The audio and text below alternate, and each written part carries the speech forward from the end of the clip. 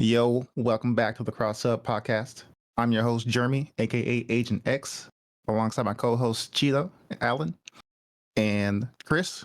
Today we have an ice cold special guest. I fucking knew it was coming. I met this guy, maybe feels like a decade ago. At least a decade, because it was probably before Savannah was born, and she's yeah. Damn. So, ladies and gentlemen, Ryan Ice Cold Edge. What's up, Ryan? How you doing? What's up? Man? Nice to meet you, man. And nice to meet you as well. I'm super excited to be here, and I can talk about gaming stuff all day and all night. So I love talking to people who are interested in the same thing I'm interested in. It's also really nice getting to see your face, since obviously I've seen you in that Discord. I kind of joined because I don't know if Jeremy has said anything about like us as a people. I recently, I've been playing fighting games pretty much my entire life, but very casually, button mashing. And it wasn't until Tekken 8, right around December, is when I started maybe I should actually learn how to play these games. Because, I wanted to play online, play Tekken 7. And so I was like, yeah, you know what? You know what's a great idea? Let's have Jeremy teach me. And then what proceeded to happen was him playing Yoshi and Leo on Tekken 7 and proceeding to get my ass beat for 50, 60 games without winning. Yeah. There's zero wins, dude. But what's crazy was I started picking up the game. I really enjoyed confession here. I really liked Eliza in Tekken 7. And but obviously she wasn't going to be in Tekken 8, right? And so I was like, okay, well, who do I want to play? I some of the characters that were announced were kind of cool, but I didn't have anyone. So then they announced Reina. And I was like, oh, okay, I'm on board now, but I don't know, she's not in 7. So how do I get ready for that? I chose Jin. I was like, maybe that's the closest, right? Since I obviously, again, no experience. And it was, I think it was right around the 30 loss mark. I started actually taking a round occasionally. And then eventually now, I was Fusion and then went on a fucking tilt spree afterwards recently and dropped down a battle reeler. So that's where I'm at right now. Yeah, no worries. Yeah, I was on this when Tekken 8 kind of first started, I was on this Fujin, that barrier. I feel like there are certain ranks that become natural barriers. Oh yeah, it's the beginning of red, the beginning of purple, the beginning of blue. Yeah, and Fujin, I remember that early in the game being one of those times for me. Yeah. So yeah, it makes a lot of sense. Oh, cool. That's not even the I was gonna say it's nice to see you, since I've seen you in that Discord. I'll see you talk in there, and Jeremy, you guys play occasionally. I just never joined. Yeah, man, I am trying to become more active again in a way that doesn't make my wife angry. Yeah.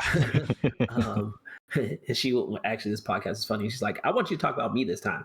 So I want you to talk about me this time.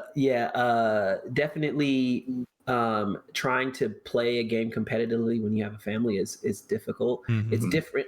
Difficult is not the word I want to use. Different is the word I want to use. When you are able to spend your time when you don't have to answer to anyone, it's very different than when you have to, answer to someone and they have things that they're doing, or concerns about having 50 dudes in the house and stuff like that. All different dynamic for sure. Extremely different. Yeah. So I'm navigating that. Trying not to be washed. Yeah. I feel that. So cool. I'm gonna stop talking. Give it to Ice. Introduce himself, his origins, where he came from, where he's been, where he's going. So Ice, go ahead. Yeah. So my real name's Ryan Champ. Champ is my real name. What a name, dude. Let me tell you. I know, it's crazy. I love it too. My wife is like, oh, here he goes. But yeah, I love it too. Big shoes to fill, of course, but I love the name nonetheless. Did she take your last name? Of course, she had to. She had to. You're not just we're going to continue this. This is going. Yeah, there's no way. I felt like, I'm committing. We are joining our lives together. We're all making certain concessions to bring our lives together. One of the ones that she's going to make is change her name. And that's, I'm not a very super macho man traditional guy kind of person, but that is one of the things that's traditional that I really, really wanted. We're the champs. That's just who we are. I mean, I'll be honest. I like my last name too, so I kind of hope for the same thing. Like as far as everything else, I'm pretty open, but I like my last name. So yeah. My gamer name's Ice Cold Edge. I can give you the backstory on that. Actually, Yeah, I'm actually curious. I don't think I know this story. Really? Okay, so in August of 2002, I'm in college at UC Irvine. I'm originally from California, by the way. Okay. Born and raised in South Central LA, Southern California. Went to school at UC Irvine in Orange County, and my senior year in college, I was playing Soul Calibur 1 with my friends in my little off-campus apartment, and I was like beating them up. I'm winning, and whatever. Nobody in the apartment could touch me. So naturally, I thought I was like pretty good. Yeah. And Soul Calibur 2 came out in the arcades. Arcades were still a thing back then, and they had this like guild system where you could find arcades that were having tournaments and stuff. And my apartment wasn't too far from this arcade called Southern Hills Golfland, which actually turned out to be one of the last like kind of legendary arcades. Like you think of like Chinatown Fair in New York, or SVGL in NorCal, Sunnyvale Golfland. Southern Hills Golfland was like a really, really like well-attended arcade in Southern California. So when I went there, I played in a tournament there, and I got destroyed, of course. But I was hooked from that point on. But Eris avoiding the puddle, he was there. Him and his training partner Tidy Whitey, they would train at SHGL and at UC Irvine. There's a arcade there called Zot Zone. They would train there, and watching those two practice was my first exposure to like competitive level gameplay. They're playing Soul Calibur 2. That's the game that I started with. And it was just super inspiring to like see them like move so fast and be able to like make transitions from offense to defense and stances and all this. And so that's where I started. In any case, the name. So whenever I'm also in a fraternity. I'm a Alpha Phi Alpha fraternity incorporated, and we are known as the Ice Cold Brothers of Alpha Phi Alpha. So that's where the Ice Cold part came from. Oh, okay. Yeah. Okay. And then the Edge came because the character I play in Soul Calibur 2 is Nightmare. Yeah, I figured. Yeah, and he carries Soul Edge. And I was like, Ice Cold Edge. This is a cool ass name. Yeah, it is a cool name. And it's a recursive acronym. Yeah. So ICE. I see. That's dope. I was like, and I thought I was like the smartest. Wow. Yeah. So that's the origin of the name. Back in August of 2002, when I came up with that. Back before that, I would always sign up as Ice Cold whatever, like Ice Cold something. It was definitely gonna be Ice Cold something. And Ice Cold Edge, the marriage of me and Nightmare, is what came up with that name. So yeah. Let me ask cool. you guys real quick. Does your soul still burn for a Soul Calibur 7? Of course, bro. You already know. Of course. So here's the thing. I love Soul Calibur. As a matter of fact, I think Soul Calibur 6 was the best one made. I agree. But I cannot play two games at the same time competitively. You can. So in my Discord, I have Soul Calibur and Tekken things, because at the time I'm thinking, okay, I'm gonna play both games. I'm gonna be doing whatever, and then with the kiddo and all that, it's just too much. It's too much. Yeah. So I have to choose one. So I'm gonna choose the bigger game, and I end up choosing Tekken. You choose Tekken.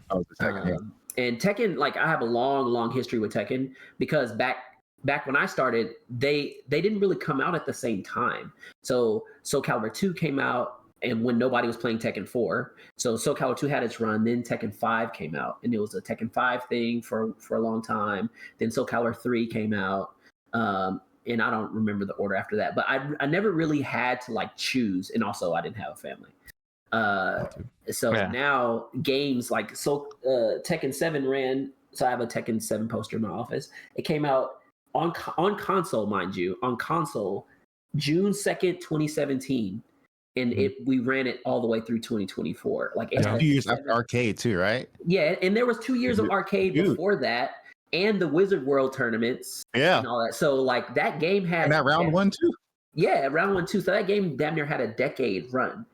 And games didn't last that long back then. So now it's a significant investment, at least for me, if I'm gonna choose to play a game competitively. So yeah. Yeah. So when did you move to Texas again? I moved to Texas in the summer of 2003, right after I graduated. Literally had never been to Dallas before. Damn. Like I was like, I got this. So I came to be a game developer originally. Okay. The Guild Hall at SMU is the I know that. first, the first game development program in the country that was bachelor's level. And I didn't know what I wanted to do. The internships were boring for the most part, and I love games. So I was like, all right, if I get in and I'm just sight unseen, I'm going to pack my life into my drove a 96 Celica at the time, pack my life into that thing and drive, 1,500 miles to this city I'd never been to before. And I came and I ended up never leaving. wasn't the plan. Fair enough. But now I'm full-fledged Texafornian. So yeah. I think it's also crazy hearing you talk about like, starting on Soul Calibur, was Soul Calibur you said the first one? Yeah, Soul Calibur 2. Yeah, because I grew up playing it. Like I was, just to give you the age difference. When Soul Calibur 2 came out and I was playing it in like 2002, I was 6. Yeah, just to give you that gap, right? Yeah. And I'm over here playing it on my GameCube in the garage with my cousins like all night long, right? Yeah. But it's also just showing you like the difference, right? Because like I grew up like in and out of fighting games, again, very casually, and arcades. But I was very much on that board of like, I don't play them if I don't have people to play with. Because I grew up playing them with people. Like I always had my family nearby or my cousins nearby, and a lot of them were interested. And yeah, granted, we weren't like getting super good at them by any means, but like I always had at least somebody else to play with. And so once I started getting kind of grown up, and it was like around Tekken 5 going into Tekken 6, Tekken Tag, I didn't have anyone to play with anymore. And my friends weren't into it. Street Fighter 4 is like I went like a huge gap without playing them. So that's when I played things like Call of Duty, Halo, Gears of War. It's what my friends played. It's just what I did, right? And it wasn't until Street Fighter 4, it was like Ultra Street Fighter 4 Arcade Edition came out on the Xbox 360. I can't even tell you why I bought it. I don't remember buying it. I don't remember if someone bought it for me, but I owned it. And so I started playing it one day and I was like, oh, I have this game. And I can remember the moment when I picked it up and put it in, because that's when my love for fighting games came back, right? But again, I was for a very long time still with that huge barrier of I don't have anyone to play with. I don't want to learn on my own. Going online was scary, quote unquote. And so, like I said, it wasn't until pretty recently where I just finally said, fuck it, I'm just going to play online. That's just how I'm going to have to do it. And now I have I'm part of a Discord that I joined where it's a lot. It's like mostly just fighting games in general, but like a huge majority of those people are like Tekken players. And we have like a weekly Tekken fight night that I join on occasion. And so now like I have a community and people to play with. And obviously Jeremy's always down to play as long as he's not busy. And so it's like a lot easier now to pick up fighting games, especially. But it's kind of seeing how different people just end up getting into fighting games. Like you just did it kind of more traditional, like through the arcades, join the community, and you're like, that's how we play the game. That's how we got, like if we want to play it, that's how we do it. Whereas for me, it was very much more console, and I went to arcades, but not, a lot. Yeah, I wanted to ask you about that. So what was the, I guess, community like when you would go to these arcades, these different events? Like you said, there was that guild thing you were talking about where they would show you different tournaments and stuff like that. Did you, when you showed up to these places, did you see a lot of people you recognize? Like, did you guys kind of like go around as a group, or was it more of like every time you showed up there were new faces? Yeah, so the way communities were organized back then were by message boards. So on SoulCalibur.com, which is also where the guild thing was, actually I think they also had like an integration with like IGN or something too back then. Oh, cool. But yeah, through the message board is how you find out about these things, and they post in there. So you have like they had city channels, like a city board, and then they had like the event board, and then you would look at the event board to see if there was anything in your city, or you'd go to a particular city kind of like message board and like talk in there. And so you start to know people kind of by their name, like by their message board name, like their gamer name basically. Yeah. And then they would regularly meet there. So the place where I played the most was at my school.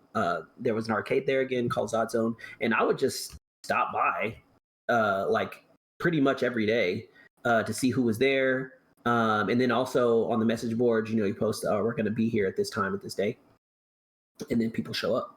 That was really the way. Like the idea now that like the arcade is always open, like there's like you can play online at any time, and it's mostly playable. It's almost but not completely representative of playing offline, but it's close enough. It's close.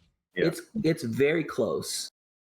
And that is only really, at least in my relative fighting game career, a relatively recent kind of development, kind of like around the time of Tekken 7. Yeah, the technology is still advancing too. Yeah, obviously so. Before that, even in Tekken 7 time, the majority of time played was offline. Period. Like anything before Tekken 7, don't even think about it. So Tekken Tag 2 had like a really good like World Tekken Federation system, like a online ranking and stuff, but the online just wasn't as good. And back then I lived in the House of Goons. We can talk about that a little bit later. There was always access to like super high level offline play, so like online just couldn't compete at all. Now, like online is the primary way I play. Like I can count on two hands how many offline meetups I've been to since the game came out, and that is crazy. Like if you'd asked me that, 2 or 3 games ago, like I would have never guessed that I would be able to say that, but that's true. Yeah. And just which one do you prefer? Do you like the way that it's now, or do you miss the way that it used to be? A little bit of both.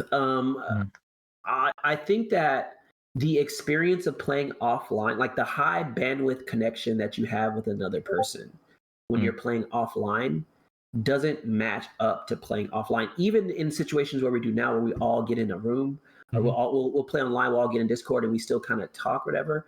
Like that, like if you compare that experience to playing at Evo, when you're playing, even if you're playing like casual sets at the tournament, or my favorite, the suites after, like you have like so much deep access. Like we'll just stop and start talking about what's happening, right? Or like I played the mayor in like a long set on that last Sunday.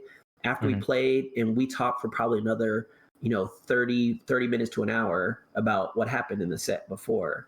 And even when I was running the ice cave, right? Like I'd run the ice cave like 7 to like 12 or something like that, and fools would be outside of my apartment door talking till 2 a.m. Right. And that level of connection cannot be replaced, in my opinion. That being said, the convenience and like being able to like at any point in my day and or schedule, I can find someone to play or practice or whatever. That's also very, very good. Yeah. So before we get to the Evo experience, I wanted to add this before. So my recollection of my like first fighting game was Soul Blade. Soul Blade. Soul Edge in Japan. And I play Soul Blade with my cousins all the time. And Soul Blade, if you block a lot, your weapon break, right? Every time my weapon break, that was it. It was a win for me all the time. So I was hoping my weapon would break every time. That's funny. Yeah. I guess real quick before we move on, just as an extension of Christian, since you were, especially Jeremy, he has some experience with like the community back then when it was a lot smaller.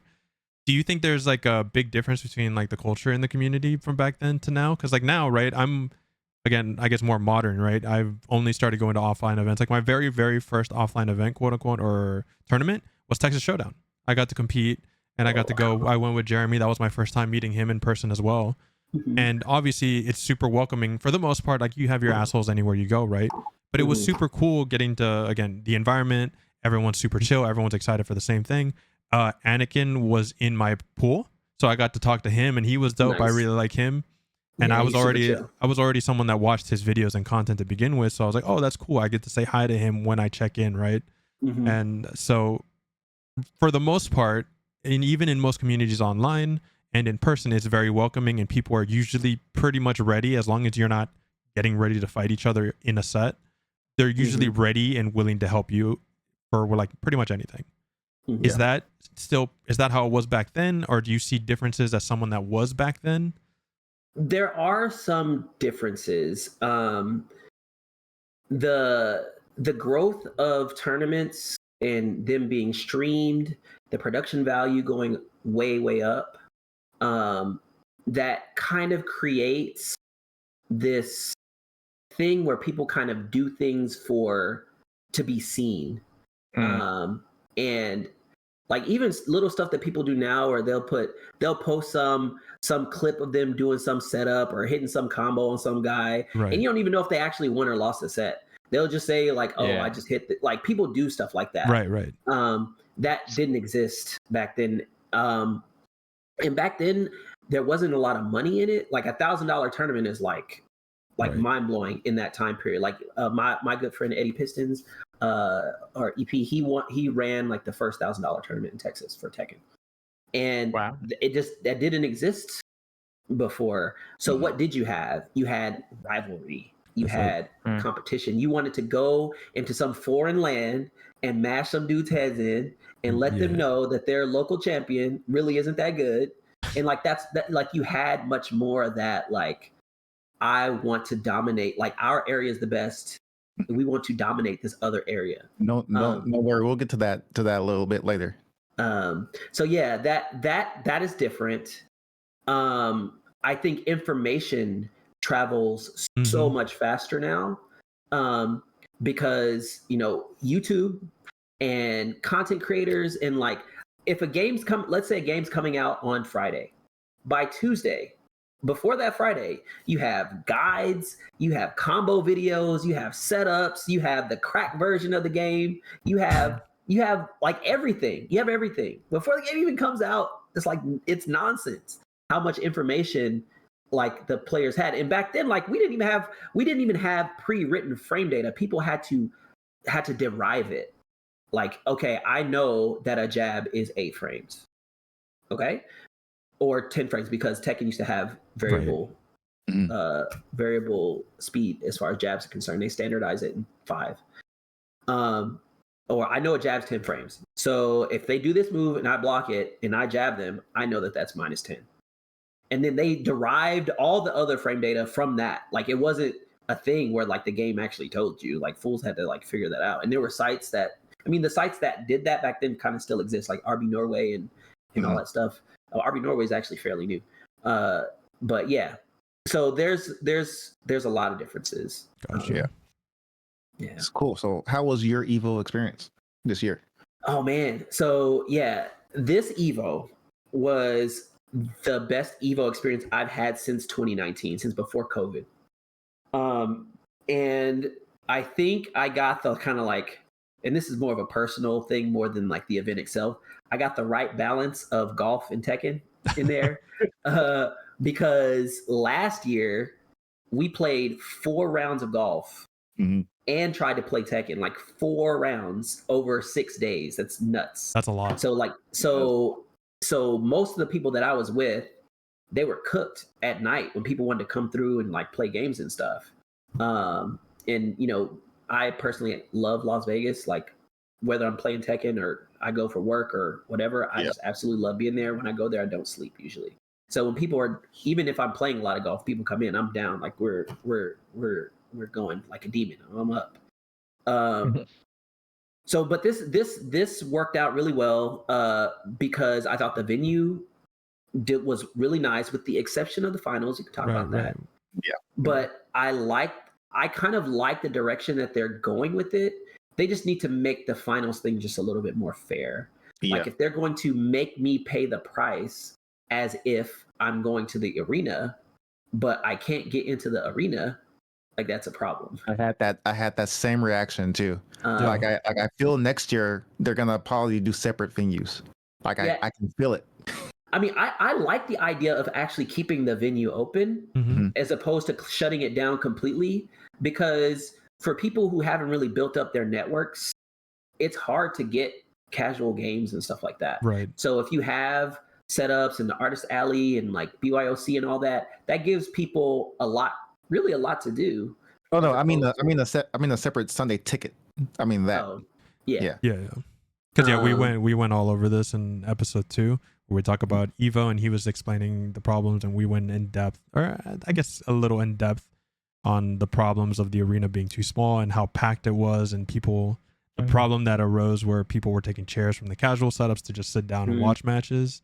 Okay. And we have, like we said, we have faith in the guys running it that they'll hopefully fix it by next year. But yeah, we've had our for issues. Sure. I have no doubt they will. Like Rick is like, I mean, he's going to be Mount Rushmore of TOs before it's over. Right. Like that dude, he runs tournaments really well. I've been combo breaker several times, and definitely like Evo is more of like it's more like a convention. Mm-hmm. It's more like a celebration of fighting games in general. Combo breaker is for the players. Yeah. Like it is for the players, and he's the dude that runs that. So I already know that he's going to adjust to that. It's going to be fine. I won't belabor all the problems with that. The only one thing about Evo that I didn't like, that I don't know if you guys talked about, was the lack of water. So they give you water bottles, but there were no water dispensers in the venue at all. Oh, that's right. So I remember someone tweeting that out, that there was no like water stations around. You just had to either bring a shit ton of your own water or go out and get it yourself. Yeah, you had to go out. Like, so I was in the middle of a tournament. Like, I think this was round 2, and I drink a lot of water. Like when I'm playing and stuff, I believe in like being hydrated and all that. And so between matches, I had just lost. So like, all right, I got some time. Let me go get some water. Surely they gave me this Evo branded water bottle. There's going to be somewhere close where I can get water real quick and come back and like watch matches. I walked all the way from like the far corner where I was to the information desk, which is at the front. Like, hey man, I don't see any water anywhere. Like, where's the water? He's like, oh yeah, you got to go out like to the lobby area and use those like random water fountains they had out there. So that's kind of whack, right? In my opinion. Yeah. But those two things, the finals thing and the water thing, really my only problems with it. I love the space. I love the layout. I guess there's one thing about the layout. I don't like the fact that the BYOC is so far away from the tournament stations. That's the other thing. The BYOC is way over here. All the tournament stations are way over there. That doesn't make any sense either. Outside of those three things, I thought it was fantastic. Like, I really enjoyed myself. Like, I loved all the vendors. I played a little bit of 2XKO. I played a lot in the arcade area as well. So yeah. The Evo experience was great. How was your bracket? You played at what, noon or? I don't remember what times I played. I think I played at noon or 2. I played at 2 on Friday, and I think noon or 11 on Saturday. It was fine. When the tournament is that big, the talent gets diluted a little bit. I think that as gamers, like, that play a game, like really competitively play it, and you're always playing against people who are like near your level or above your level, you think like, oh man, I'm pretty bad at this game. Right. But like, even like the lower tier competitive players are probably like top 10%, right.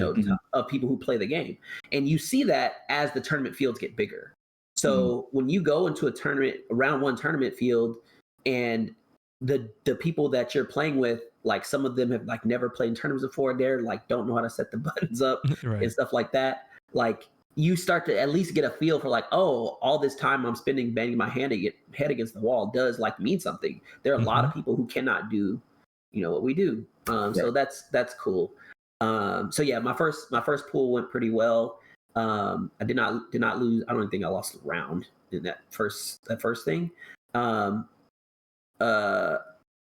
And then the second round, I lost to a Shaheen player that I probably could have played better. And then won a couple more. And then in the losers finals, to make it out of round 3, I lost to Tiger Mask, who is an old school King player who played Eddie against me. And I feel like I should have played that better too. But I mean, he's a good player. Like, I feel like I performed better. I don't feel bad about losing to good players or even bad players if I can understand exactly what happened. Right. So after I played that Shaheen player, I went in practice mode and like, oh, none of this is real. Like, what am I doing? Yeah. Like, that kind of stuff. That's part of the level up of playing in tournaments. So what's your final placing? Like top 193. 193.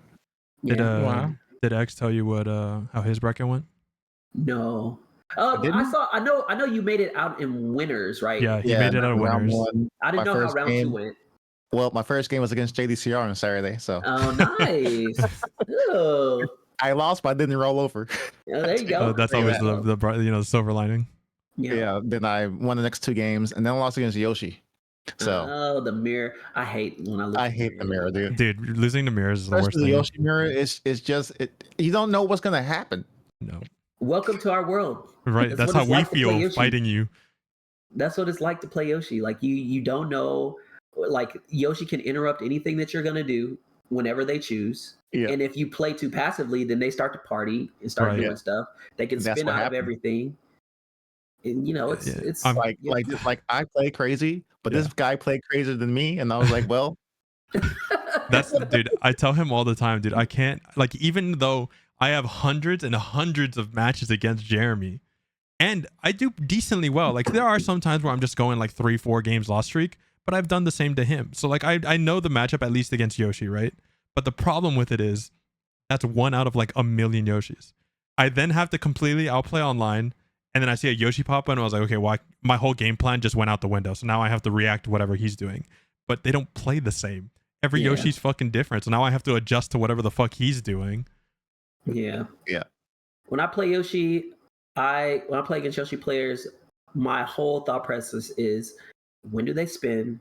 When do they flash? Right. If I can have some sort of idea of when they want to do that, then everything else, I may win or lose, I don't know, but I have a much better handle on what's going to happen. My third favorite thing to look out for is there's the helicopter. Are they going to go for the mid kick or are they going for the grab every time? Oh yeah. Yeah. Like I think I taught Cheeto how to like punish the flash, how to like don't press anything because then I'm gonna flash here, and he's done a good job at that. So yeah. So I usually get flashed. So yeah. So you said you went to Evo before 2019, right? Yes. Like how many Evos have you been to? It's probably easier to talk about the ones I haven't been to. I've been going to Evo consistently since 2003. 2003. Yeah. Jesus. So how does this Evo compare to like 2003 to like 2019? Yeah, so 2002. Let's talk about 2004. I think 2004 was the one that I went to. Like, so that was the big Soul Calibur 2 one. Right. That was when Mick and RTD they played not their main characters in the finals, and everybody got pissed, and Soul Calibur got banned from Evo or whatever. That was such an awesome experience because there's a much bigger clash of styles. Because there's not as much video, there's not like the cultures of different areas aren't mixing as much until they all get together at like Evo, and it's like such a big deal. So that was awesome. It was obviously much smaller. It was in California at Cal Poly Pomona's campus. Isn't 04 the famous Third Strike Daigo versus Justin Wong? Yeah, that was one. I was there, but I do not think I was in the arena at the time of Moment 37. I don't remember what the fuck I was doing, but I don't remember actually seeing it. Okay. But I was there. I was there for that Evo. It was much smaller, but it still had the same gravity. Like it still felt super important. Like every match was like so like hype. Oh, so and so from so and so, like those are playing each other. Like though every match had that same like gravitas that like any like super hype match you would see today is. So yeah, I mean it's different in scale, but similar in spirit and feel. Yeah, real quick, Christian. Chris, I posted that video just so you can. I'm pretty sure. I'm almost convinced I've shown him this, and I've had to explain why it's so crazy to him. Yeah. If you ever tried to play Third Strike, which I did, actually, a little side thing about Evo. So when people think of like Third Strike at Evo, they think usually of like this match, Daigo and Justin. Before I had went to Evo, the match that I watched was Daigo versus KO at Evo 2K3. And you ever get a chance, watch that match. It is so hype. And the reason why is because they were so equally matched. Like back and forth, and like the like instant confirms and the supers, and like it was when I first moved to Dallas, one of the first people I met was Eddie Pistons. I mentioned him earlier. He had a gathering in his apartment every Friday called Friday Night Fights. And every single week, we're in there playing, they're playing the Tekken people playing Tekken 4. I'm playing Soul Calibur 2, and all the 2D people are playing like Third Strike and all that kind of stuff. Marvel 2, every week they would pause all the games in the entire apartment. Everybody stopped to watch Daigo versus KO over and over every week. That, and there's this other stupid video of EP talking shit to some other guy that they also watch. But that was the inspiration, like playing at that high level at that stage and doing that like at that time period. That I think that kind of imprinted on me as far as like why I love high level competition. I wanted to be able to compete at that level, or at some level relative to that. And so yeah, I'm gonna find that match. You guys I actually haven't seen that match. I haven't either. It's ridiculous.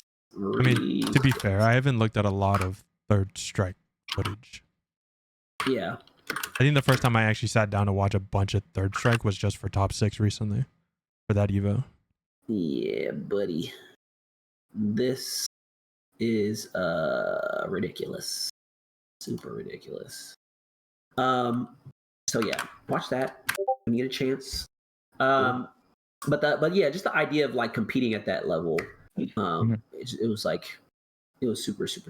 super inspirational. Yeah. You're talking about the differences before. One thing that I felt like everybody who kind of got into it around my time, I mean, everybody, a lot of people play for like social connections and stuff. Everybody does that. But a lot of people who came in around my time are like super competitive people, like people who really wanted to get good, people who were able to learn how to play a game without like tutorials, and like the established people will just like beat your head in over and over and over and over. And this is in the days when everybody was a terrible coach, when the advice was like, stay solid and don't get hit. Like that's the joke that everybody says, but like literally people tell me this. We're going down to Houston for a tournament. Jin Kid, who is an Evo champion, by the way. We're talking to him like, hey man, like, what do we do? Like, what do we need to do to improve? Like, how do we navigate this tournament? Like, what do we do? He's like, yeah, man, just don't get hit and just stay solid. One of my favorite bits of advice I've ever seen, and it wasn't to me, but someone on stream asked this content creator. I don't even remember, but it's a very specific situation where you get stuck in the corner against the character and you're just kind of like fucked, because if they have bar and it's basically just you're gonna eat it or just blow up. And one of the guys on the chat goes, "This happens to me so often. How do I get out of this situation?" And he goes, "You just don't get in that situation." Yeah, and and that advice is actually like it's there's a lot of wisdom in that, right? But it's also like so general that a new player's not gonna know. Yeah, like what do you mean don't get in that situation? How do I avoid that? Right. It's just like when you have kids, you'll find this too. Like kids have problems. They end up in situations that you would never get into because they just do things that subconsciously just doesn't make sense to an older person. Mm-hmm. So similarly in games, newer players find themselves in very tough situations where experienced players will just never be there. Right. So yeah, it's true. Cool. So you mentioned EP. Yep. Tell us about the origins of the House of Goons. Origins of the House of Goons. Oh my! Because I've heard this name before I even met you. Didn't even know what it was. Bro, I've never heard of this, and I saw this shit in the outline. I was like, what the fuck is this? Yes. Oh man. All right. So I moved to Texas in 2003, as I mentioned before. I started grad school for game development at the Guildhall. A guy I met there was my original training partner. His name is Jaeger. His gamer name is Jaeger. And he had never played fighting games before. So the same thing that X is doing with you, like playing over and over, I played him in Soul Calibur 1 because Soul Calibur 2 hadn't come out on console. Played him in Soul Calibur 1 over and over and over and over. talking about like how to learn fighting games and stuff like that. And that was the first game he came out. So we became good friends. We were looking for, and I'm giving you like a lot of backstory to get to the House of Goons. I'm getting there. We on the message board of SoulCalibur.com, go to the Dallas thread. We're trying to find Dallas meetups for Soul Calibur. I met a guy. He lives in San Antonio now. His name is Jason. He used to go by Blaze or Taz. He had a lot of freaking names. Doesn't matter. He read that in the thread. He's like, "Oh, there's a meetup every Friday at this guy named Eddie Piston's house." So he introduced me to EP. This is like maybe my. I had probably been here like a month, something like that.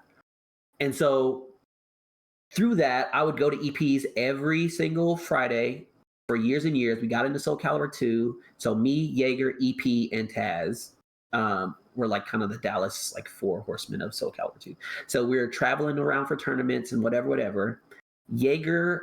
So eventually, people start moving into Jaeger's apartment. So EP ended up moving into Jaeger's apartment. I'm just cutting some stuff out. EP moves into Jaeger's apartment. Jop moves. He comes to Dallas from Atlanta for a TIT, which is the big tournaments that EP used to run. He came for one of those. He moved into Jaeger's 1-bedroom apartment. Jin Kid moved into Jaeger's 1-bedroom apartment, and then Jin Kid's cousin Corey also moved into Jaeger's 1-bedroom apartment.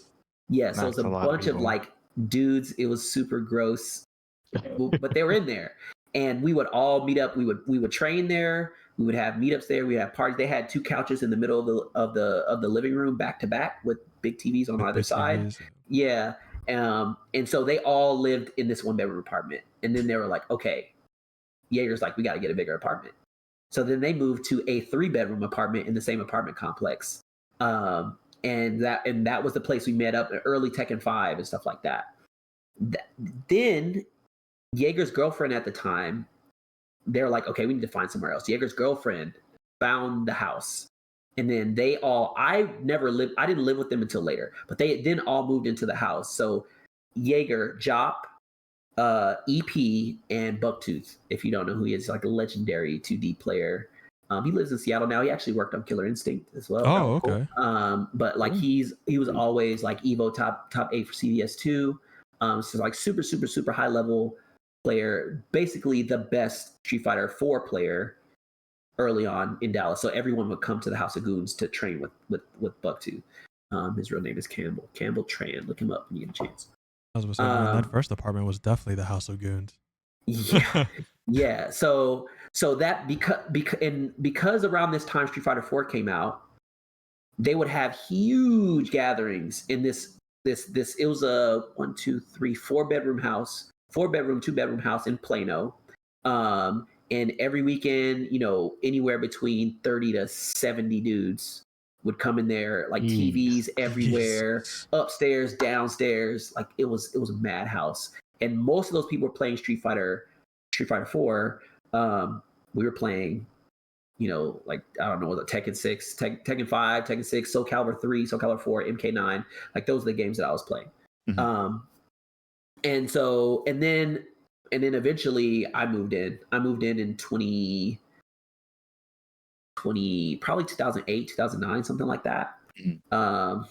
2010, something around that time. It was around the time I started working at GameStop. So that was 2011.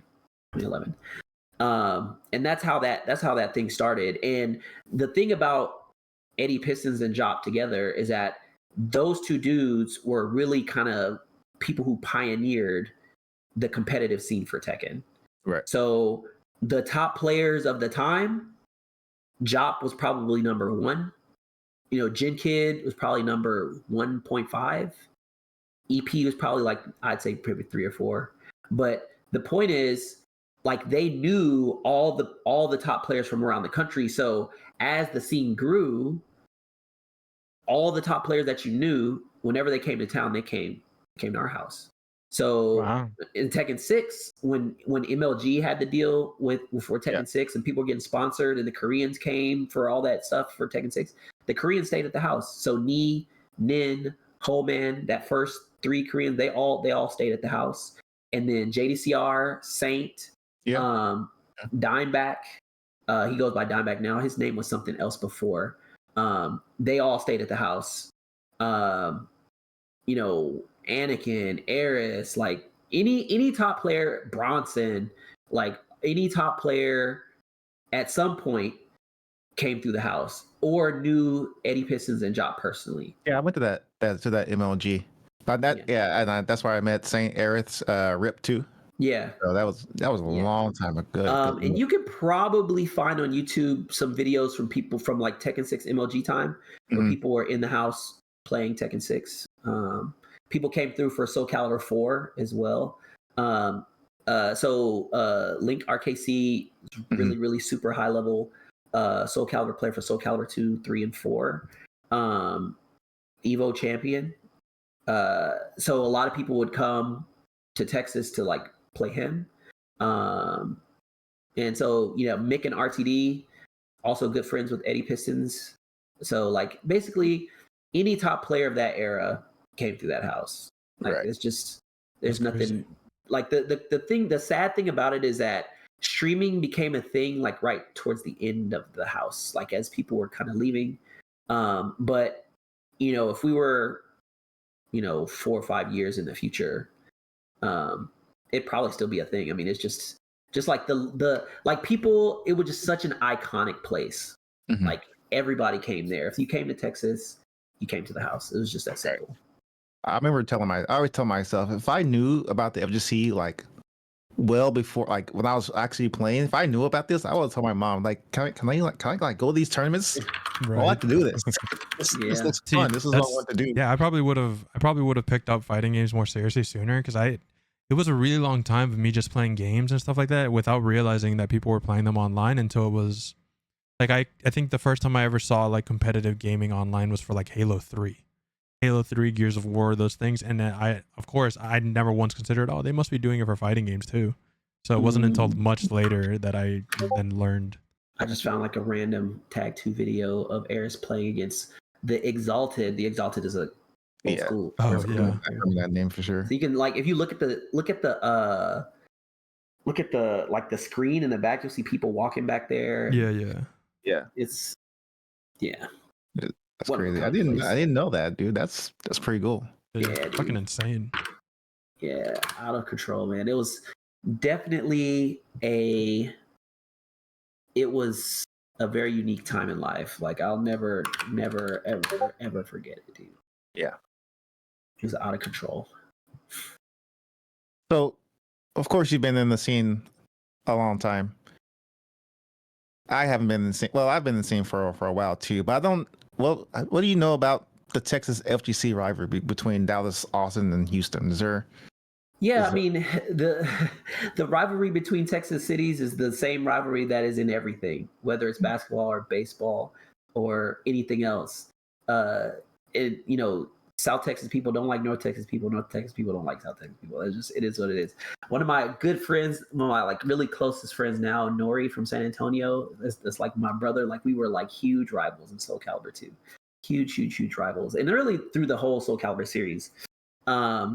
It's just always existed. It's just always been a thing. Like where, you know, any local group of people, especially in a competitive environment, they're going to want to prove themselves against other local groups. Now, when you add like a regional difference, like North Texas and South Texas, or Dallas and San Antonio, or Dallas and Houston, or Austin. Whatever, you know, though it was always very intense. So like one of the first like big Soul Calibur 2 tournaments I went to was at Einstein's Arcade in Austin, right across the street from UT. It's like their kind of like legendary arcade from back in the day. And you imagine like 40 or 50 dudes packed into this tiny arcade with 2 machines, and like it was like so much shit talking and like whatever. It was just like an extremely competitive thing, because we bought like 10 people, between people from Dallas, we had some friends from Longview that came with us, and then back then my good friend Brandon, rest in peace, he had this like, he was like, they had this they call themselves JLA, Justice League of Austin. and like they train together and like. Couldn't have a more nerdy name, bro, but I get it. Yeah, I get it. It was very like if you look back at it now, like oh my god, these dudes are right. But in the moment, bro, I was like, oh, that's fucking sick. Let's go. Yeah, like the JLA has arrived. exactly. So yeah, it was a big thing. It was the rivalries. Like again, like the only thing we had back then, we didn't have money. It wasn't like we were doing it for money. Right. Like, all what we had was the rivalry. It's just like, for the love of competitive, like competition. Yeah, exactly. Which I mean, I think, like, well, I think right now, right, with I think most of the community is still in the same boat. Like, I think if you're taking the time to go to events, like, sure, you have some people that are maybe like, oh, I think I'm good enough. Maybe I can like become famous doing like playing really well and getting a community or getting like money from the prize pool. But I think still a majority of the people that go, it is just for the level of competition and being able to play with people in person. Mm-hmm. Yeah. So I think one difference for someone like me who's been around for a while is that a lot of because a lot of people have big platforms now, like think of like FDX or somebody like that, is that now like these people like they have fans, like right. big groups of fans, like people see them and they're like get nervous and stuff like that. And I don't think that when I started, the community was big enough for that to be a thing. It was just like if someone had any sort of hype at all, it was like the positioning was like, oh, I want to mash that guy's head in. Like it was never like it was never like, oh, yeah. Yeah, it was never like I want to get his autograph. It was like I want to beat him.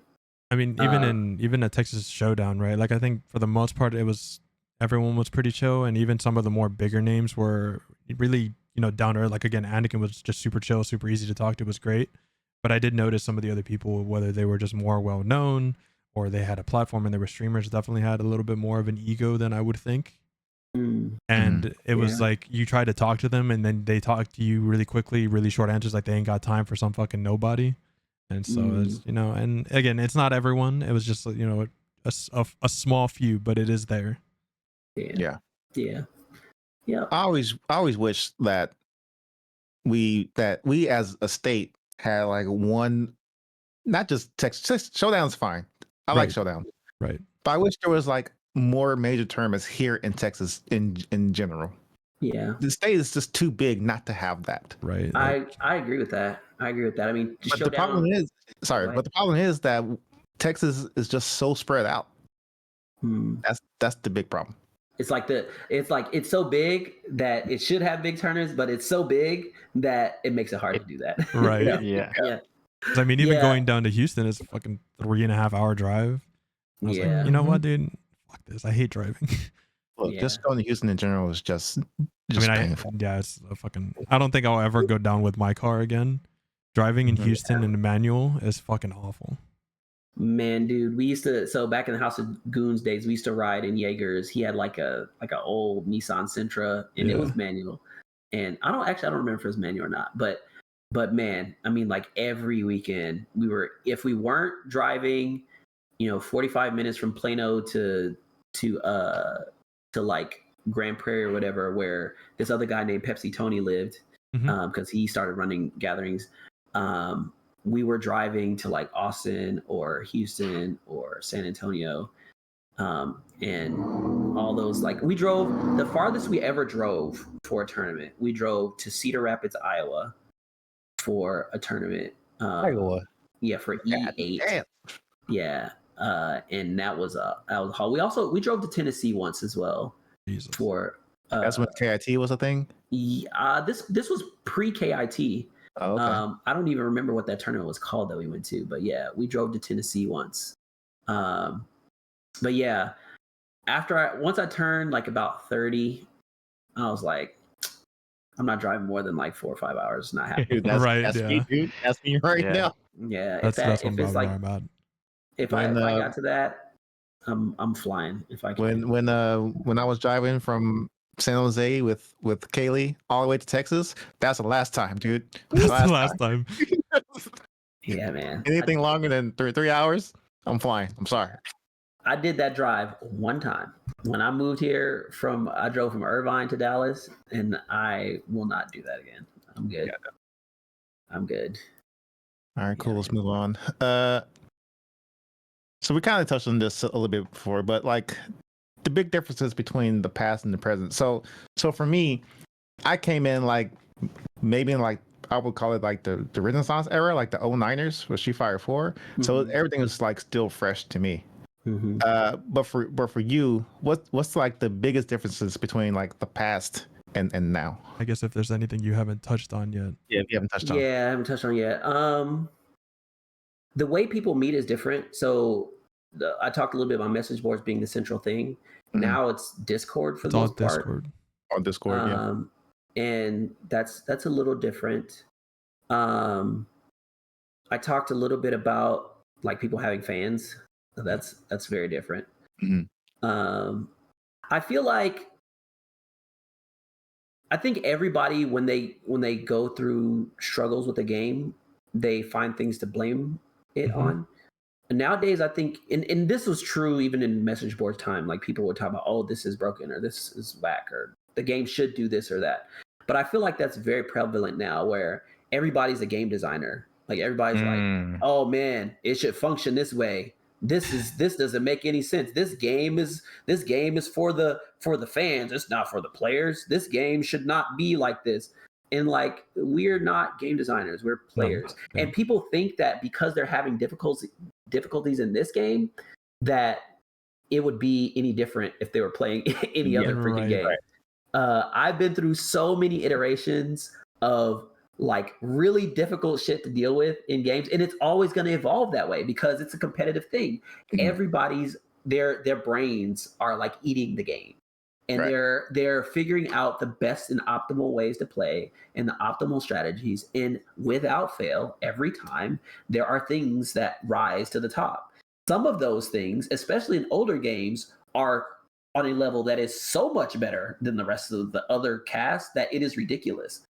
And that gap is lessening as games become more modern. And people have a problem dealing with that, actually. Even going to from Tekken 4 to Tekken 5, that was a huge thing when people were like, oh, the crush system. You mean I do a low and you jump over it and it beats my low? Oh my God. Now people are just going to throw out random hop kicks. And like that was like a huge thing that like, because you couldn't, like before, when fools or Tekken Tag 2, when people are throwing out electrics, for example, which are highs, like you couldn't get away from that shit. Like you literally could not. Like don't try to fight it. You just have to try to avoid it avoid the situation altogether. But try to like down one or like do it like a little low kick or somebody's throwing these meat hooks at you. Like you couldn't do it. Like you had to take it. In like in older games, there was like a very specific set of things that you had to practice and know how to do to get out of shit. Right. And when they started giving people more defensive options, and you had to be more careful with the application of your super powerful moves or whatever, like older players, you know, they don't like that too much. And that trend is kind of continuing with Tekken 8 because now you have power crushes and you have, heat and like offense is super oppressive and whatever. Anything can happen at any time, it feels like sometimes. But people kind of, in reaction to that, people were like, oh, this isn't Tekken, this shouldn't be this way. See, we kind of talked about that last episode where we were talking about how some people prefer playing on past patches of games versus like brand new patches, and like how often is too often to patch a game, especially like before a competition. And like we talked about where like it is it a function of like, okay, if a patch comes out and I'm just some person figures out, like you said, a move that's just busted or close to it, should that be allowed in a competition, or is it a thing where like, oh, if it's completely busted, it should be banned in the competition? Because like when it comes down to it, it is a competition. Just because you can't figure it out doesn't mean that nobody else should be able to use it, type of thing, Yeah, the community is pretty good about that, actually, about coming to consensus about like if something's like super powerful or whatever, if the community has been pretty good about coming to consensus about like, okay, this clearly is like broken. Like this is like as in like this is a bug. This is like literally not supposed to be in the game, versus something that happens to be like really strong. Like in Tekken 5, for example. Actually, I don't know if this would fly if something like this came out in Tekken 8, but Tekken 5, Steve had an infinite, right? Yeah. He is like super evasive infinite, by the way. Like his weave like went around a bunch of shit, and next thing you know, he's behind you, and he can just loop it over and over, right? And that was allowed for that Evo, allowed, right? Now I don't think that would be the case, but there's been other things that have been banned or soft banned, or like characters like Yoda, for example, right? In Soul Calibur, was that Soul Calibur 3? 4. Soul Calibur 4. Yeah. I mean, he's too small. Like nothing works on him. Like okay, he's banned. I also think it's funny that even back then, right? Like you still had people that are complaining, right? And either whether it was you or someone else or people that you knew. But, you know, the game came out and that was the state. You just played it. No updates, no iterations, unless they did like Tekken 5, which was DR, right? Dark Resurrection. Did some changes, new characters, what's not. But now, and again, I'm still on the belief that Twitter was a mistake, gave people voices that shouldn't have voices. And now these people complain when these things are getting released, and they're like, at the minute that something comes out and it's not working as intended.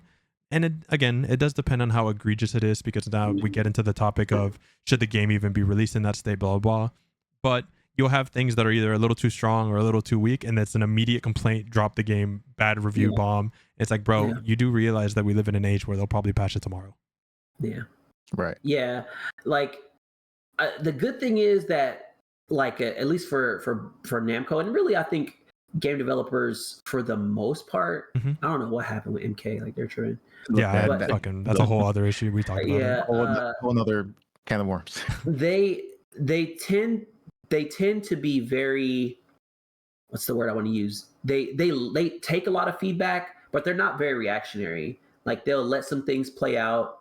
A lot of people who are game designers at these companies are like really experienced players too. So they are generally pretty good judges of, okay, this was intended or this wasn't, or this balance needs to be tweaked this way, or I mean, because at the end of the day, like they have an objective in their mind too. Like people, like when King came out, Tekken 8, people were like, "What the fuck is this character? Like, what's that? What they do to King? King is like super busted, blah blah blah blah blah." But as the game matured, like King is still very good, but nowhere near where they were saying. No, like not at all. And they had a vision for where they wanted him to be, and he's kept most of the stuff that he had. Yeah, he's pretty good. I mean, I enjoy watching him too. So, you know, definitely, I think Twitter gave. I mean, there's always going to be complainers. There are complainers on message boards. There's complainers now. Twitter definitely gives those people a much bigger because platform. they're able to contact those developers directly, for better or for worse. And I think a lot of the things that like I would say 95% of the player base also doesn't understand that just because they think something is not how it's intended doesn't mean it's not intended. Like when Tekken 8 came out, there was issues here and there, and like also other games that I can't really think of like a perfect example right now. I wish I did. But like they thought there was a bunch of issues, there's a bunch of complaints. And literally like a week later, nothing got updated or nothing got changed, but things are starting to smooth out better. Characters are starting to be like, oh, this is how it's intended, or this is what you should have done. And like you gave King as an example, right? The only changes that really, I don't think he got very many changes, did they? Like I think they weren't even nerfs.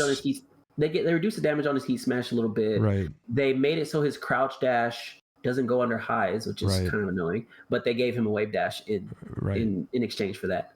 And so like things like that, it's like, yeah, dude, it's like if you guys just give it time and actually try to learn the game, like they don't think like you said, it's like it's just super reactionary, and they don't understand the developer's real intentions. Yeah, and there are some things that like tracking throws, like all command grabs tracked at the beginning of the game, and King that was like that was crazy, super oppressive. I hated that. And I'm like, okay, that might be a little OD. Yeah, right. And, just a bit. Yeah. It's always my hope. Sorry, go ahead, Chris. No, go ahead. Sorry, it's always my hope from me on the dev side to try and teach people like how game development works. and not just react to what you're seeing on screen, because it takes time for these things to happen. Like for MK, I don't know what they're doing over there, dude. They release a game and they patch it to high hill, and then the game is just not very good anymore. Yeah, I don't know. Like the last MK game that was good to me was MKX. That they should have took that game and just built it upon that. Yeah, MKX was so fun, dude. MKX was sick. I mean, in that game, when a DLC character came out in MKX, oh my god, it was hype.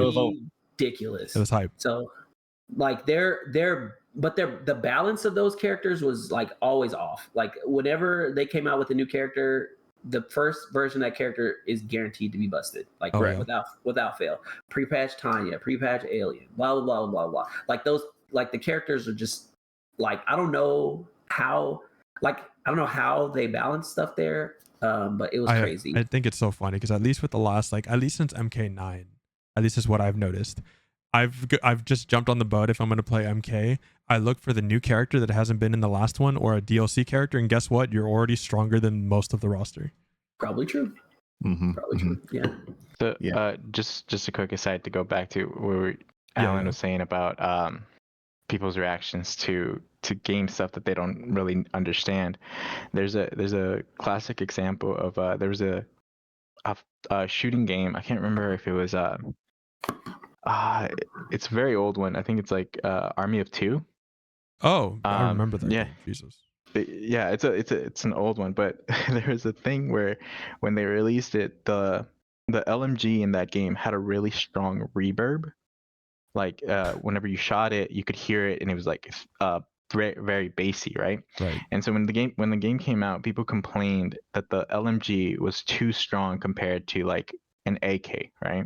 Right. But the thing is, like behind the scenes, the LMG was doing less damage than the AK, but it just sounded beefier. It just sounded, So instead of like messing with damage numbers and adjusting the power scaling and everything, all they did was they lowered the reverb on the LMG, and then they upped the reverb on the AK and other guns of that size. Yeah, and no way. And that was it. And everybody was happy about it because they in their minds they upped the damage, they fixed the numbers. When they didn't touch the damage at all they changed was just sound design, and that was it. I think it's also just funny because I don't know if it's because of that or because they understand how people psychologically, Jesus, I can't speak. They they register that kind of stuff. You notice it in, like, I was just watching Space Marine 2 gameplay today because they've been releasing it over the last couple weeks, and it's coming out next month. Like when they got to the heavier weapons, like the heavier caliber shooting, they do more damage. They're noticeably louder. It's a deeper hit. So it's just like, I think it's funny how that kind of stuff works out. Yeah. Cool. So where you see the FGC from now and beyond, Ice? I mean, I think it'll continue to get bigger. I don't know if you guys saw it, like esports, like the Olympic, the IOC, the International Olympic Committee, they voted esports like an official Olympic thing. Oh, that's right. Yeah. So like like it's going to continue to get bigger. Competitive gaming is part of our culture now. People are finally trying to like accept that. And so, I mean, I think it'll continue to grow as long as people are continuing to be like welcoming and letting people come to locals. Like that is to me, community is king. Community is king. Community is king. And those people who are like running and organizing locals are kind of like the foundation of this gigantic pyramid that we're on. And as long as they continue to do that, and I hope like as it gets bigger, there's more ways to monetize that in a way to like help like get people paid for their time and effort and stuff like that without them being seen as like a leech, right? Because that's a thing. I really want to, because it is valuable. Like it's about providing value to people, and there's a huge value that TOs and local organizers and community people do. Well, I mean, event coordinator is a job, and that's it can be very lucrative as well. So like I think they definitely, especially like all the stuff they do behind the scenes, it definitely deserves to be right. Yeah, exactly. For sure. And even like people who want to be, they just want to be competitors. Like, I just want to compete. Like, I think more and more people can find ways to monetize that and make money without necessarily being dependent on winning or losing. Yeah. You know, like, I think FDX, he's super, super high level player, but also like people just love his content. Like he does really, really, really good content. And it's super helpful. It's helpful even for me. You know, I watch his stuff all the time. I watch it also. So there are ways to continue to bring value to people and get more people interested, and you just have to kind of find your niche. Yeah.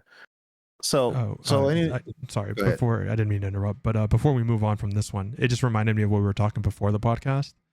And you were telling people that you compete, you like to compete in fighting games, and they like a little confused on how to get there. I guess one thing that I've always liked, right, because you start thinking of like the esports scene in general, you think of like League of Legends and Call of Duty and those people.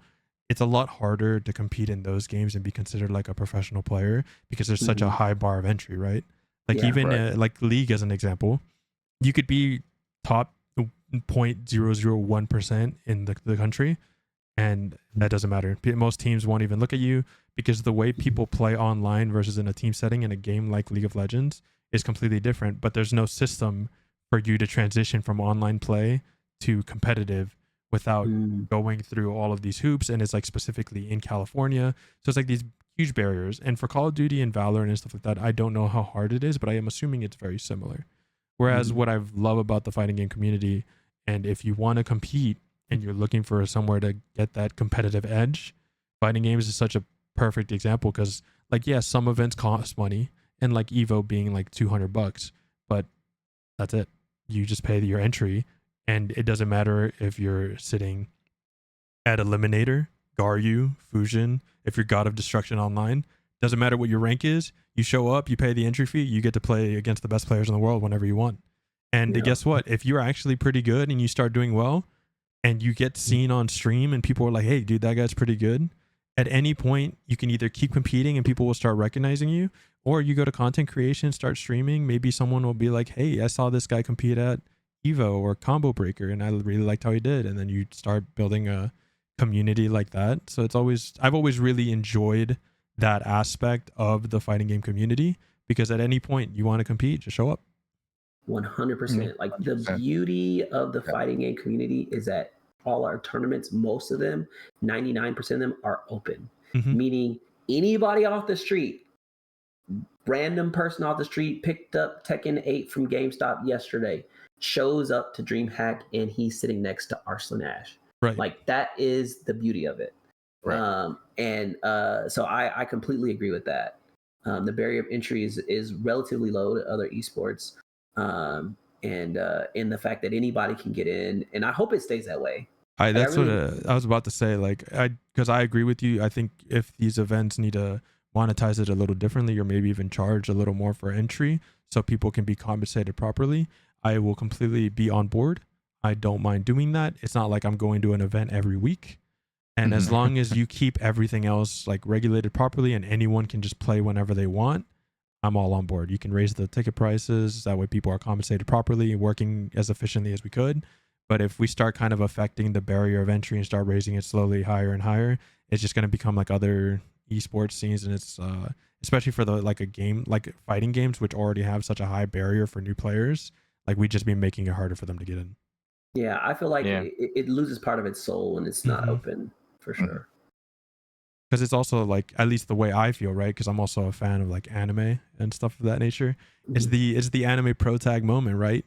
You say you're sick, you've been training, you literally show up. It's your moment, your time. It's time to shine. That's right.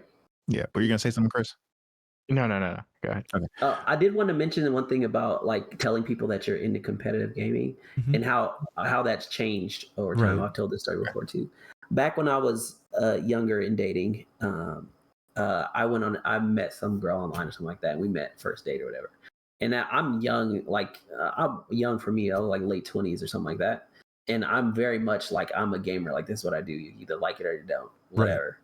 And so I tell her, like, on our first date, like, I'm a competitive gamer in my non-work life. I travel for tournaments, blah, blah, blah. And she looked at me and she's like, don't tell anyone that ever again. I guess for the time, right? It's probably some sound advice.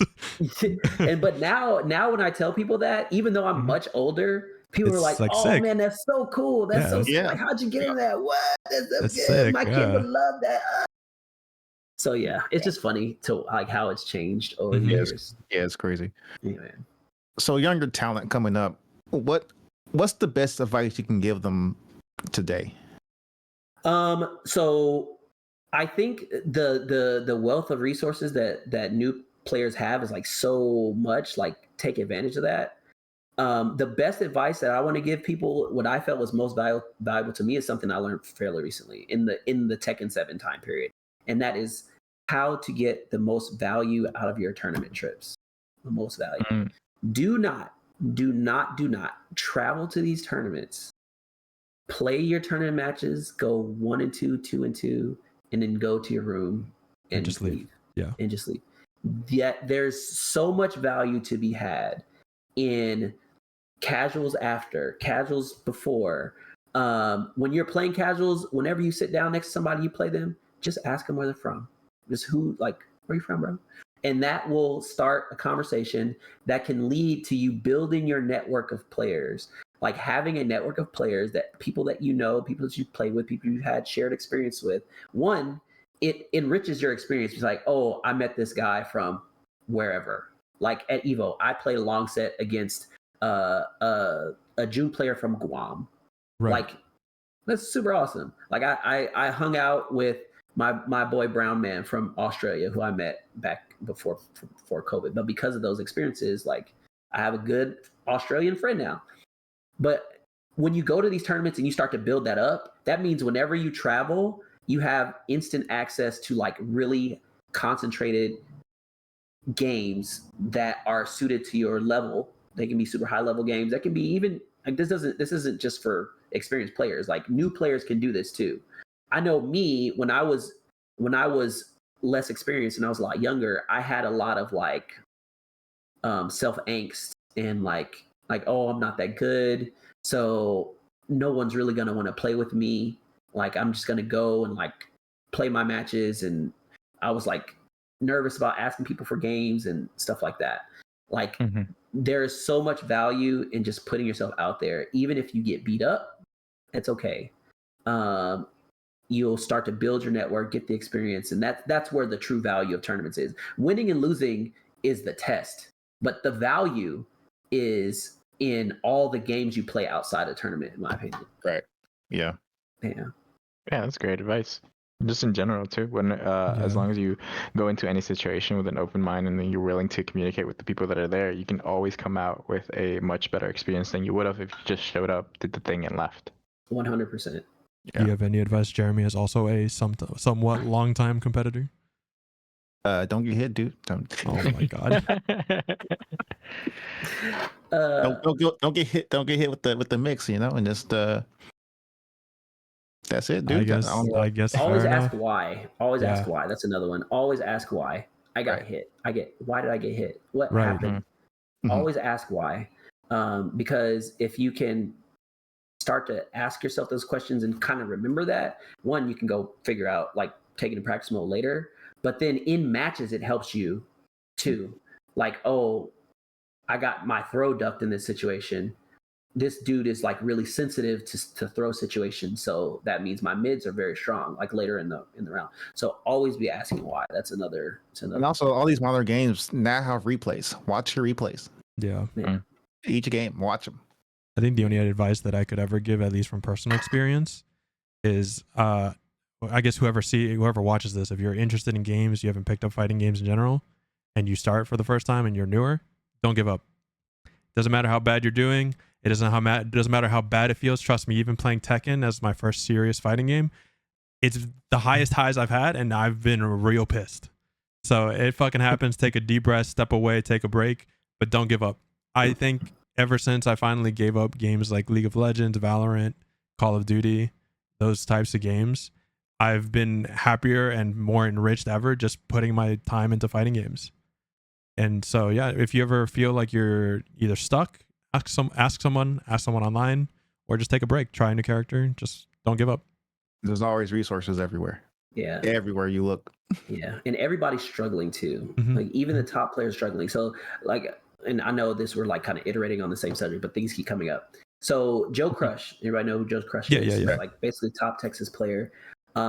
This maybe like 3 or 4 months ago, he was talking about how he was doing online, but he mentioned in his tweet that he got promoted and demoed like a bunch of times, and people think like someone like Joe Crush like doesn't struggle. But everybody struggles. Everybody struggles. And Even Anakin is saying that he struggles. Yeah. And like you would like social media in this era will make you feel like the only thing people are doing is hitting people with sick mix-ups and like making people like this person shouldn't be playing the game, whatever. Everybody struggles. Everybody struggles. Everybody's doing the same thing, just at different levels. So don't feel bad that you're struggling because the top players are struggling too. Yeah. They're just further on the journey. You're on the same journey, and just enjoy it for what it is. Like recently, like maybe like a month ago, I got the Tekken God, halfway to Tekken God, and went on this massive like just demotion streak all the way back to Tekken King. Now I'm back to Tekken. The struggle is real, dude. Oh yeah. The struggle And is it real. does, and just because like he's like, oh, they're only struggling because they're at the higher level of play. No, it happens everywhere. It doesn't matter if like the person listening. It doesn't matter if you're stuck at fucking Eliminator or Garyu. Just keep going, bro. You'll be fine. Trust me. And it's also it's just kind of RNG, bro. Sometimes you just run into really unfortunate circumstances, or you just played badly, or whatever the case may be. But just keep going. Yeah. I got stuck at Tenryu for like a week, and then I shot all the way up to Fusion, and then I'm kind of just stuck here. But it happens. Keep grinding. Yeah. Cool. So Ice, for you, after the Tekken 8 cycle has ended, what's your plans? Do you plan to keep competing? Do you plan to do more commentary role? Look, in wrestling, they say never. Okay. Right. Yeah. I mean, I don't know. Like I don't necessarily see myself competing past Tekken 8. I didn't see myself competing past Tekken 7. I just love this shit, dude. Right. I've tried to quit multiple times. And absence makes the heart grow fonder or whatever. I find my way back. I do think there is an end at some point of me being competitive. And I'm working on my new competitive obsession, which is golf. Right. I love playing golf. I'm terrible. Oh yeah. But I love learning. And it has the same kind of like, I feel like I'm getting it, but then the next day I feel like I've never touched a golf club in my life kind of thing. It has that similar feel to it. And that's what I'll play, until I die probably. I need to get in this golf thing, man. Man, dude, I'm so bad at it, but it's so much fun. Yep. Yeah, I absolutely love golf. So I would, and commentary, I'd love to do commentary, but the thing is, because I'm not as involved in the community as much as I was, like people don't know my like voice and face as much, but I would love to do commentary. Like I love coming on podcasts and talking about stuff. Like I can talk about this shit all day. Right. So I would love to do commentary. And I'm sure I'll be around it in some way, shape, or form. I don't know what form that's going to take. Right now, I just really want to fucking play and I want to travel. And I still love it. I'm 43 years old and I still love it like I'm 25. Right. So we'll see what happens. Hopefully I don't piss my wife off too much. I'm trying. That's what I'm trying to like not do. Try to not get put out the house. While trying to maintain doing what I really want to do. But whether you're competing or doing commentary, you'll still be a casual player regardless, right? Regardless. Yeah. I mean, I'm in the 2XKO beta. I have zero plans to play that game seriously. But I'm gonna play it. Yeah. Damn. So you got a referral code, bro? I'm still waiting on mine. No, I don't have a code. Like you went to Evo. Did you sign? Did you do the survey? He didn't play. We talked about it. I had two other people with me. So my mom was there, so I was. He couldn't even get me. He couldn't even get me a code. He didn't want to. Evo attendees got priority if you did the survey. Yep. No, I did not know that. That's how I got in. I mean, I did the thing, and it was fill out this survey. All Evo attendees will get priority for Alpha Lab. Well, that's an L for me. So that's a huge L. Big L. Oh well. That's all good. The game the game is awesome though. I played it a tiny bit, I'm going to try to play more before it's over, but we'll see. Gotcha. Chia, did you add this one? I did. Okay, go for it. Okay. I just wanted to ask kind of, I guess, the final little question of the quote unquote interview. Mm-hmm. If you think there should be changes, whether it's to the competitive format or even the scene itself, what would you like to see changed, for better or for worse? I think it would be cool to break ties at a certain level. So in double elimination tournaments, after fourth, you start getting the ties. So tie for fifth, tie for seventh, maybe up to top 10 or something like that, or maybe top 16. Have those people play to break the ties. I think that would be cool. I think they don't necessarily do that because of time constraints and stuff, but I don't see anything wrong with that. I would also like to see more fight cards. So before I got married, I was running a gathering out of my apartment called the Ice Cave, and it was the largest Tekken gathering, offline gathering in the city for a couple years. And right before I was starting to get married, I was talking to a guy about doing fight cards. Think like UFC, where you have undercard, you have matches, like people dress up if they want to, put a real solid production around it and build it up and have hype around it, tell the stories of people training, do some things like that. In addition to open tournaments and stuff because I still believe that having open tournaments is the essence of what fighting games are. What else? Those are the main things, really. How do you feel about 2 out of 3 versus 3 out of 5 for Tekken 8? Yeah, I mean Tekken 8's a crazy game. I think 2 out of 3 is insane. 2 out of 3 format is rough for Tekken 8. But I don't know how. It's really a time thing. Tournaments would get super long. So I think maybe 3 out of 5, top 8, or I guess top 6 now might be nice. I mean, I wouldn't even be mad at experimenting with some different formats in general. Oh, that too. I was thinking if we're not going to go, because I do think if we did the whole tournament 3 out of 5, it would take forever. But I think if we did at least 32, top 16, 3 out of 5 from that point on, it would probably be a little more fun to watch. Because at least for Evo as an example, even top 6, the first few matches just flew by. They were complete stomps. Man. Even wasn't it losers finals? Yeah. When Complete stomp. Beat the brakes off of Nobi like that, 9 straight rounds. Bro made Nobi look like he'd never touched the stick before. Wow, man, I've never seen Nobi get beat that bad. That was not that bad at all. No. I mean, it was so bad. He got beat so bad that it was hype. Right. He got beat so bad that it was just oh my, that was ridiculous. So yeah, that was crazy.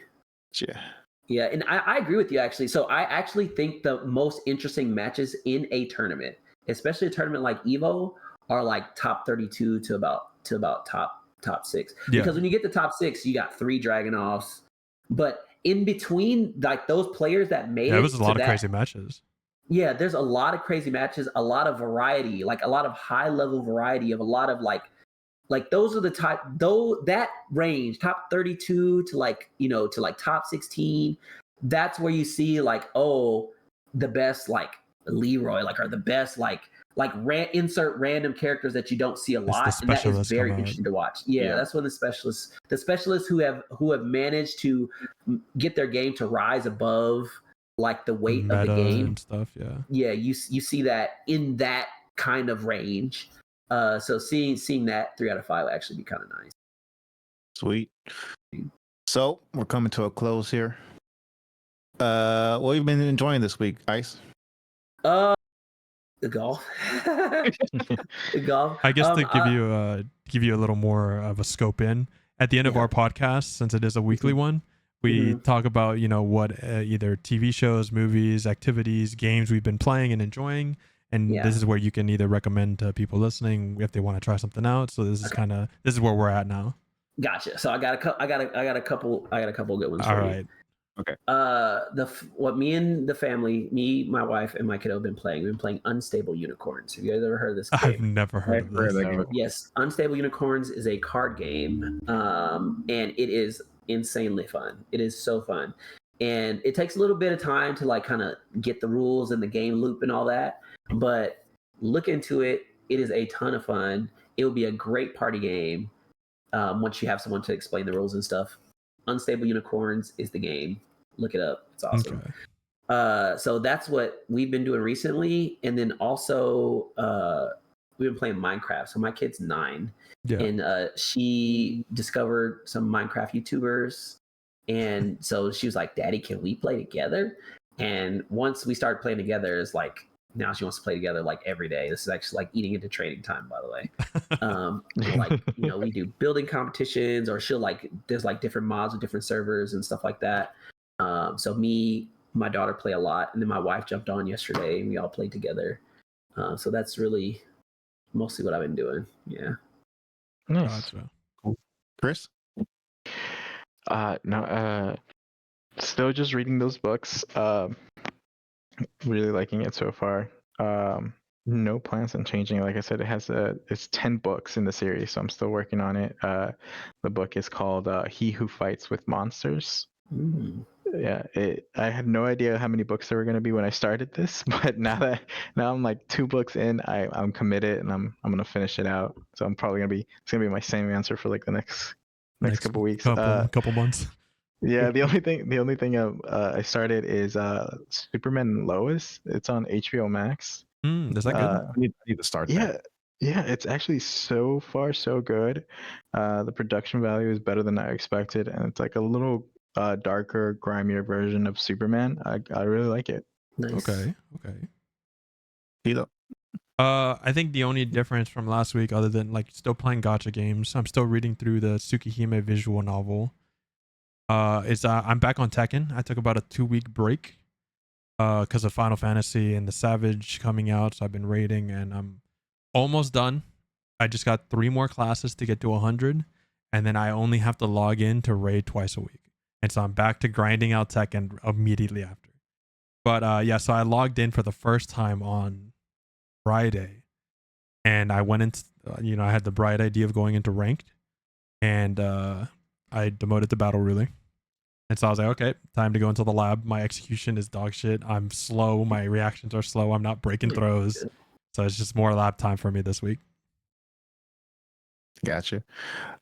For me, I grilled for the first time. Nice. So I grilled some fish and asparagus. It was all right. It was okay. We're going to grill again today with some brats. So it should be much easier. Right. Grilling fish was probably the hardest thing to grill first. Not gonna lie. Someone told me that. I don't know who told me that. Somebody said it was probably the hardest thing to do first, and I was like, this will be all right. Oh, okay, this is kind of difficult. It's just kind of difficult. Still reading the Mistborn book. Savage rating with Cheeto. And just chilling. Really. So I have 2 shows, by the way. So there's a new season of Umbrella Academy. I don't know if you guys ever watched that. I started it. Seasons, and that was it. I watched it until they ran out of seasons. There's a new one. I think it's going to be the final one. Yeah. And then I need to finish The Boys season 4. I still haven't finished it. I haven't watched the new season yet. Yeah, It's great. Yeah, I need to catch up. I think I was midway through season 4 when they stopped, like, they run out of episodes or whatever. Yeah. So me and my wife, we need to finish that. Is season 4 the newest season? Yeah. Yep. Okay, because I'm caught up to season 3. I finished season 3, and I remember taking a break, and they announced season 4. And I was like, okay, I'll wait for all the episodes to come out, and then I'll binge it. And then I just haven't done that. It's definitely good. All right. So, Yeah. All right. have you seen Shogun? No. You should watch I Shogun. haven't seen that Yeah. either. It's on Hulu. So that's Okay. highly recommend watching that. Is it not Okay. on Netflix too, or is it only Hulu? Just Only Hulu. Hulu. Just Hulu. Okay. I remember I went to the movie. Was it when we went, Chris? I can't remember if it was when we went or if I went with somebody else. We went to the movies, and they had like the premiere for Shogun episode 1 at the theater. And it was like a bunch of people were showing up, and they were getting dressed up, and I'm over here like, I've never heard of this shit in my life. Why are people coming in cosplaying and excited for this shit? But apparently it was super popular and hyped up, and it was really good. So I'll probably check it out eventually. I don't have Hulu, so I'll sell the seas for it. Oh, I did see the Borderlands movie, Cheetah. Oh, okay. Hold on. Oh. We need to stop everything. I had my little segment, shitting on it and the cast. I got to hear this. All right, let's hear your review. Non-spoilers, obviously, if you care. Look, I'm just gonna give it a 5 out of 10, dude. Okay. 5 out of holy shit, that's high. 5 out of 10. Look, it's not the worst movie. It's not the best movie. It is a movie, though. It's a movie. See, that's where I'm like dropping it below a 5 already. But look, for me, Borderlands has a special place because I worked at the company. right. Yeah. So, And don't get me wrong, like I love the I knew series. going in is going to be like not very good. So I guess that's fair. I have to support the homies. So fair enough. Fair enough. I will not be supporting the homies here. Sweet. So final thoughts, Ice. Before we close this Man, out? just thank you for inviting me. Like I said, I when you mentioned to me, I was like, yeah, hell yeah, dude, I'm down. Can we get together, talk about games? Of course. Thank you. I would love to do it again or whenever we meet up. You'll see me around whenever the big events come up. And hopefully you'll see me more in season 2. Like I really want to try to like get some TWT points for season 2 and like travel around and like try to make something happen. So we'll see what happens. There's one thing I've always wanted to tell you, Jeremy. Okay. And I don't know if anybody's ever told you this. So the Black Pumas? The Black what? The Black Pumas. They're a group. They're a band. You remind me very much of the lead singer of Black I Pumas. gotta see this. Hold on a minute. And I'm looking at him right now, and you're probably gonna be like, no. But listen to it. Listen to the music. Listen to Colors. That's like their big song. They have a song called Colors. But yeah, this dude. I do like the music. You know what? Kind of because of how Jeremy has his facial hair right now. Yeah. I can kind of see it. It's kind of there. Yeah. You need to get dreads. You just need to get dreads. Look, man, the twists were an experiment. I like the twist. I don't know about the dreads, though. We cut it back a year from now, the 1 year anniversary. He's here with dreads. Yeah, for sure. We'll have to see. Chris? No, I got nothing. Fair enough. That's about it. Yeah. Alan? Yeah, it was a lot of fun. It was nice. Like I said, I've seen you in that Discord, even if I've never really been in it or said anything. But it's nice to finally meet you. And I'm sure we'll probably definitely invite you back on. Knowing me and Jeremy, I'm sure we'll have a whole episode where we talk about Soul Calibur. So you'll probably come back on for that one. Would love to do that. Would love to do that. For sure. Well, Ice, is always a pleasure, dude. Always a pleasure, my man. Look, I don't always show on my face because I'm a pretty private dude. But you always been like a mentor to me. Hey, and I appreciate that. So I appreciate that too, dude. Yeah. That's awesome. Give my love to the family, to the lady. Tell her I said hello. Yeah, you too. Same as well. Yeah, man, for sure. Well, cool. That's it. All right. See you guys next time. All right. See you next. Thanks again, guys. Yep. No problem. Later.